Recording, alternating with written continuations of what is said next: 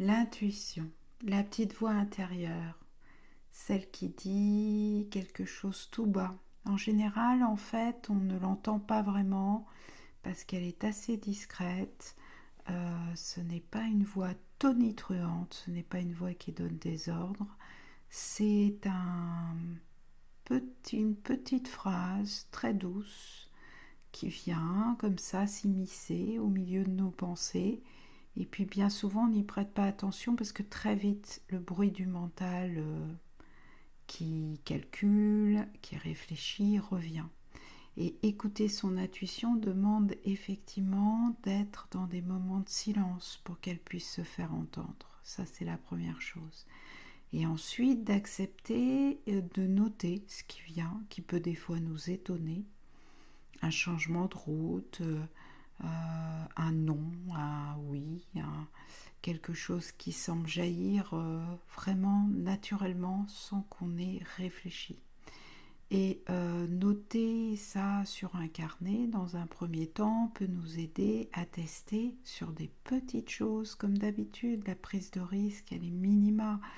Il ne s'agit pas de choses où on a l'impression de risquer sa vie, mais des petits éléments qui viennent et qui s'immiscent. Alors, il y a l'intuition de cette petite voix qu'on entend, l'intuition qui vient parce qu'on sent quelque chose dans le corps qui freine ou qui accélère, ou qui fait waouh ou qui fait burk, et que ça c'est plutôt des sensations. Il y a l'intuition qui vient comme une image s'interposer dans notre cinéma intérieur, nous montrant quelque chose auquel on n'avait pas pensé. Il y a l'intuition qui vient parce qu'on tombe sur un message et ça nous parle très fort, sur une plaque au détour d'une publicité, sur une chanson qui nous vient en tête et qui dit un certain nombre de choses et ça nous touche. Le point commun, c'est qu'en général, on sent que ça nous touche. On sent quelque chose qui résonne et qui n'a pas du tout envie de passer très vite et qu'on l'oublie. Jusque parfois, on se dit, bah non, on raisonne en se disant c'est n'importe quoi et on s'arrête là. Mais non, en fait, cette intuition, la suivre encore une fois, sur des petits éléments, vous permet de bouger énormément de choses et ensuite de la tester pour vous rassurer.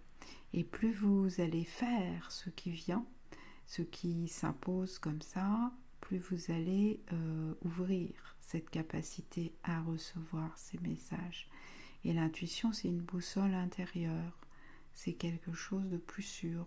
Bien souvent, on se dit, je le savais. Lorsque quelque chose ne se passe pas bien dans notre vie, ça c'est un grand classique, on va se dire mais je l'avais bien senti mais je n'avais pas voulu m'écouter.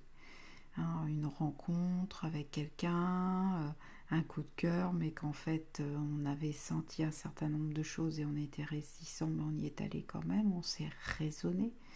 Un changement de travail, voilà, des tas d'éléments qui peuvent être basiques.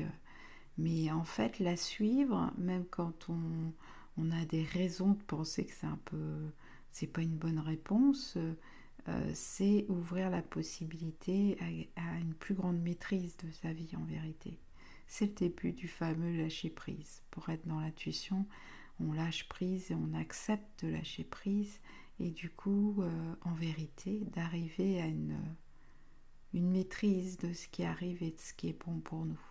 Parce qu'on surfe autrement sur la vague des événements qui vont nous traverser. Bref, testez, amusez-vous sur de petites choses, y compris sur je laisse venir ce qui vient pour manger, pour s'habiller. Et parfois on se rend compte que ça a totalement changé la journée si on fait le bilan dans la soirée. Allez, amusez-vous bien. À très vite.